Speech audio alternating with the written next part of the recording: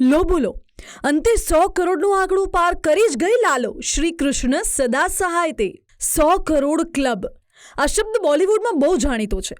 પણ કોઈ તમને એમ કહે કે ગુજરાતી ફિલ્મ 100 કરોડનો કારોબાર કરશે કે કરે તો તમને કેવું લાગે? બિલકુલ બસ વિના રિલીઝ થયેલી અને પછી લોકમુખે જ જે ટ્રેન્ડિંગ થઈ ગયેલી લાલો સમયના પન્ના પર કાયમ માટે અંકાઈ ગઈ છે. વર્લ્ડ વાઇડ બોક્સ ઓફિસ કલેક્શનમાં લાલો 100 કરોડનો આંકડો વટાવીને હજુ પણ અણનમ છે. ગુજરાતી સિનેમાના ઇતિહાસમાં લાલોએ એક એવો ઇતિહાસ રચ્યો છે જેનું પુનરાવર્તન કરવું આસાન નહીં હોય.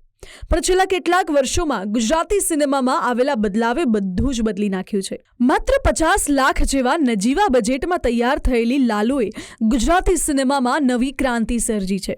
આ મૂવી માઇલસ્ટોન તો સાબિત થઈ જ છે, સાથે જ ગુજરાતી સિનેમાના મહત્વકાંક્ષી ફિલ્મ મેકર્સ માટે ધ્રુવ તારો પણ સાબિત થઈ છે. હવે જોઈએ કે આગામી સમયમાં લાલોની આસપાસ બીજી કોઈ ગુજ્જુ મૂવી આવે છે કે પછી લાલોની બાદશાહત બહુ લાંબો સમય સુધી એમ જ રહેશે.